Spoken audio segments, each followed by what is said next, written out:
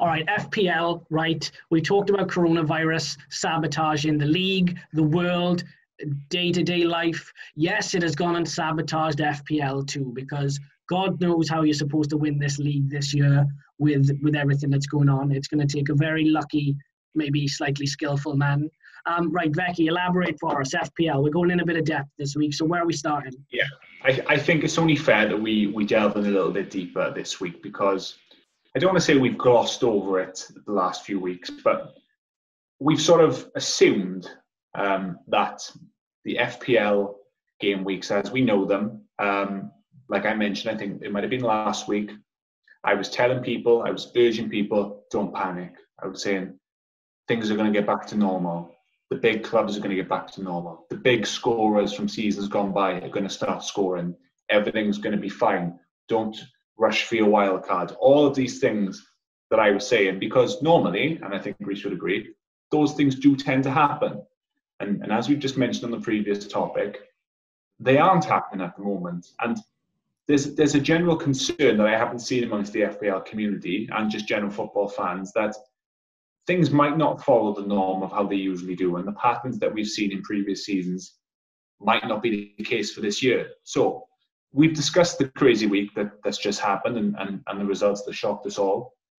But I wanted to put sort of a question to you guys now, and the question is, how seriously should we start to take the likes of Everton, Villa and Leeds, and to what extent should we really be looking at some of their players perhaps being mainstays in our sides? Now, I'll come on to their next sort of 6 games in a moment, because I've looked at there's an element of Fantasy League called the fixture difficulty rating, where you can look at pretty much all their games for months ahead, and it sort of highlights them in green if it's an easier fixture, and a red if it's a difficult fixture, which doesn't really help us at the moment, because who knows what is an easy fixture and what's a difficult fixture.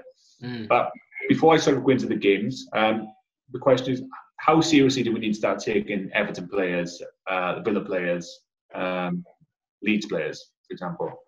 I'll let you hit in with it. One thing that is never wrong, I mean, obviously, like you said, it's an unpredictable season in terms of what clubs are doing what. Okay, but if you take the season where Leicester won the Premier League, that was in perfectly normal circumstances. There was nothing, there was no hardship or anything like to throw a spanner in the works.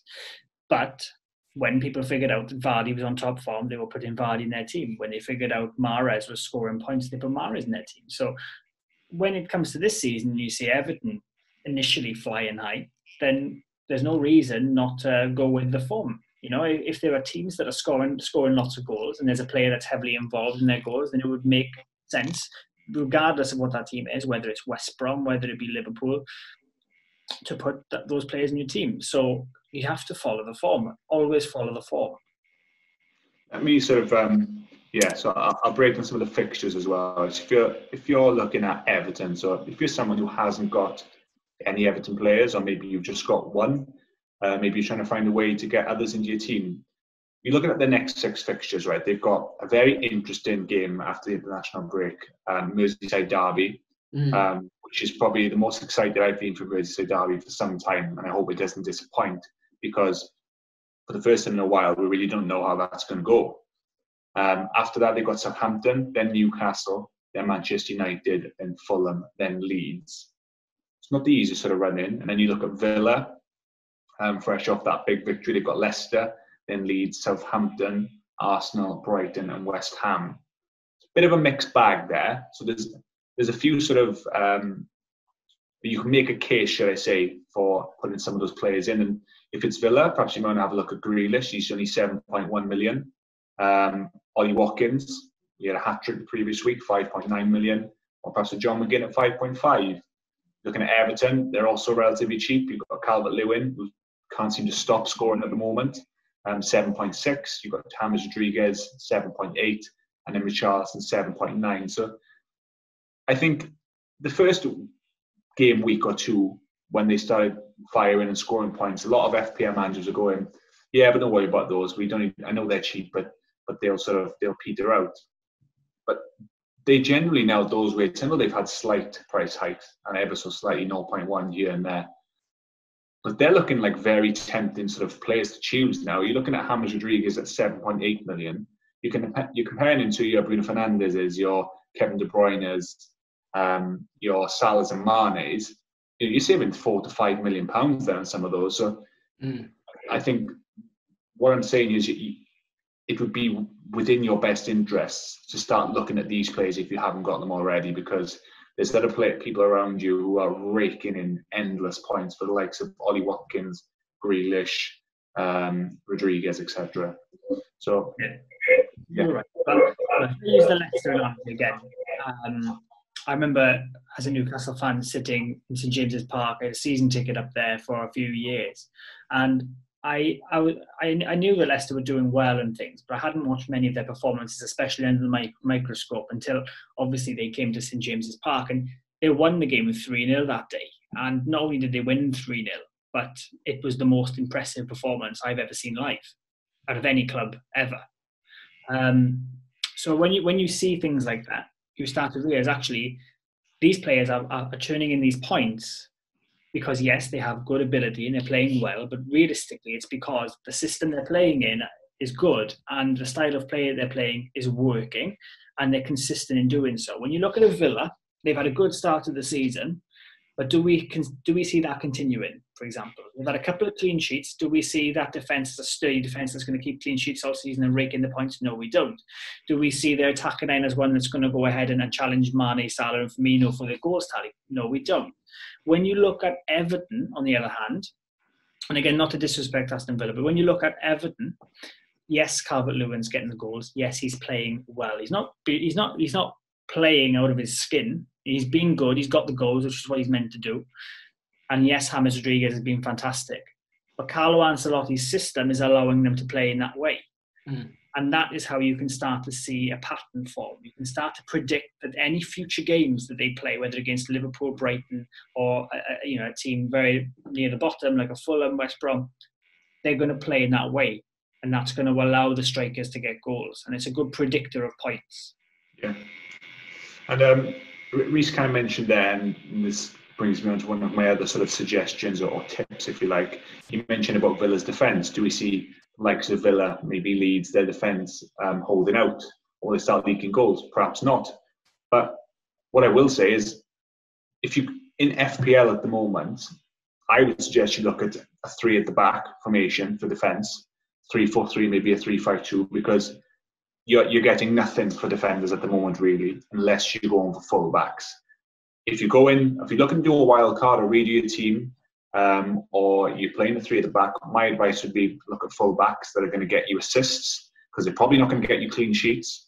You're looking at full backs that may be on set piece, like your Trent Alexander-Arnold. Yeah. You get players like Lamptey at the moment is playing very well. He's getting assists. Trent and Robertson still getting assists. You look at the signing of Alex Telles. If he's contributing in any way to what he was in Portugal in games, then he'll be one that's going to get forward a lot. If you're looking at defenders at the moment, I wouldn't be looking much into centre halves. I'd cast away most of the centre halves you got if possible, because unless they get you a goal, which is quite rare, then they're probably going to concede. So I'm probably going to go for a 3-4-3 or a 3-5-2 formation for this week.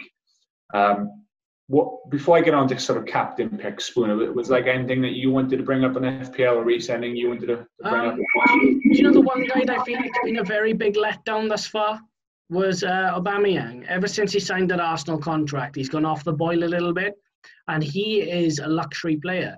He is a lot of money in FPL, a lot of money. And you said, Becky, very well put. Somebody like a James Rodriguez, who is now comfortable in the side. Reece said, they develop patterns of play. They're starting to know him and his game. That's only going to improve as time goes on. So I think James Rodriguez is an excellent shout. I said to you, Becky, before we came on, I fancy Calvert-Lewin to bag. I said last week Harry Kane would terrorise Manchester United because they're all at sea. That Manchester United team coming back from an international break, I fully expect Callum Wilson to run wild. If you are looking for a pick this week, I would say Callum Wilson. That's what I'm going to say. Reece is shaking his head. I'm going Callum Wilson. Absolute no for me. Bruce, on a separate point, talking about Newcastle, Bruce Ball is not good, okay? And Saint-Maximin is being rushed back every time, which means that he can't stay fit. First of all, against Manchester United, Newcastle under Bruce will sit back. They won't try and play, okay? I have said this before, I'll say it again. Callum Wilson has scored in his first 4 games, but if he can get 7 goals for the all season, so 3 more goals in the rest of the season, for me, that's more than could have been predicted at the start of the season based on how Newcastle play. Now, is he a good enough player to take 20 chances out of 20 that he's given? Yeah, of course he is. He's a good striker, but Newcastle as a team will not create those chances for him. Put that player in the Everton team that's playing the way that they're playing, of course, put him in there right then. But it's like I said before, just because he started the season strongly, he's playing for a team that aren't playing well. Despite getting results, getting goals, they're not playing well, and they won't create him chances. Yeah. The problem that you have with not betting against United, but sort of predicting that results will go against United is that for as bad as they are at times and as bad as they can be, they're never far away from surprising you, United. And it sort of irritates me to say that, but coming off such a big defeat last week, they've made a couple of signings. All right, Cavani isn't available. Tellers probably will be. I don't think they would let something like that happen again. Is it possible? Of course it is. The defence, is pretty awful. It's horrid, but I can't envisage another result like that happening to United, like a Wilson or Maximin going riot and then putting 4, 5, 6 passes. I just don't see that.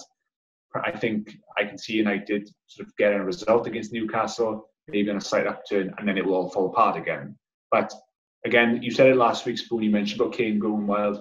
Would it shock me? Probably not. Nothing's really going to shock me anymore after what we saw last week. But in terms of captains, there are a few options here. And you mentioned Aubameyang, luxury player, doesn't seem to be doing much at the moment. Salah was a good one last week. Reece obviously made a good choice there. You had him, even though they lost 7-2.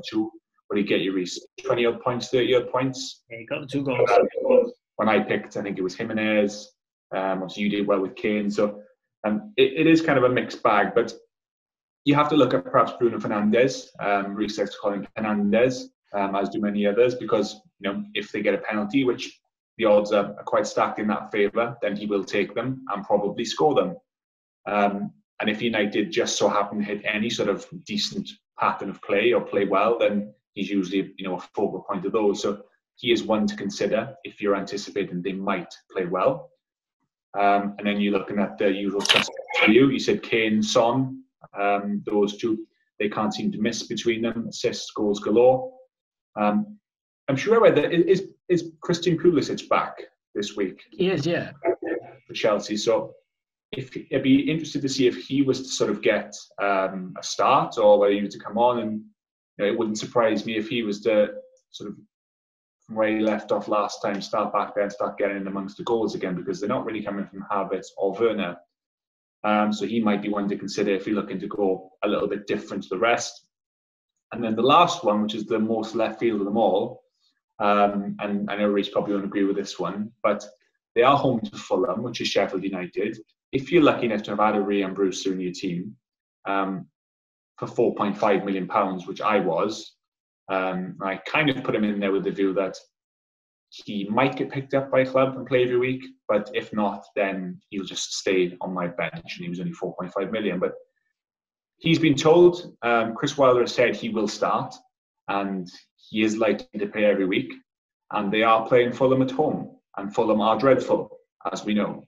So if he gets an early goal or he gets up to a good start, then who's to say he couldn't get a good return this week? Will it last? Maybe not. But if you're sort of chasing, is what I would say, and you're looking to try and make moves where other people aren't, then someone like a Pulisic or a Brewster might be someone that you want to have a look at. Reece, well, look, I think my captain this week, I mean, it is a huge conflict, isn't it? Because Salah's been in such good form and you'd back him to score against anyone. And then you've got Jimenez against Leeds, who look like it could be 4-4 every game. And Jimenez is Wolves' my main goal outlet. And then you follow the form and you say that Calvert-Lewin could score against anyone at the moment. I think I'd have to go for Jimenez, but Calvert-Lewin's a good shout as well. On the subject of Brewster, I think as far as Sheffield United are concerned, this is a relegation 6-pointer, and Fulham will consider the same thing. So I think we could be likely to see a tighter game than might have been imagined. And also, we're not necessarily going to see Brewster start. He could start, and He's always going to start. Yeah. But I mean, what part in the game will he play? Will he play 90 minutes? We know that Pulisic won't, for example. So it is, I would say, like you said, left field, and I would avoid it. Yeah, well, lads, I'm going to go with Harry Kane again. I think if he comes through the international fixtures this week relatively unscathed, he's gonna have another big weekend. I think he will. I'm going Kane again. If you are looking for a captain, Son isn't a bad idea, but I would go Kane. Yeah, Kane. Jimenez is another letdown, Becky. I've been very surprised with him, to be honest with you. He's kind of like doing in fits and starts. He still hasn't really found a rhythm yet. And I've had him as vice captain a few times. And I'm at the stage now where I'm thinking, Jimenez or Calvert-Lewin. I have a decision to make there because Calvert-Lewin is on red hot fire right now. What I would say to that as well, you make a good point, and you say about Calvert-Lewin, a lot of people will be looking at the fixtures and going, but they've got Liverpool, and that's potentially a mistake they'll make, because how many weeks have we been looking at the likes of Aubameyang, the likes of Mane, Bruno Fernandes, Kevin De Bruyne, and going, this will be the week now. This will be the week that they get all these points. They're playing so-and-so this week. This will be the week. And every week so far, we keep looking at the results, and Calvert-Lewin's bagging again. James Rodriguez, is bagging again.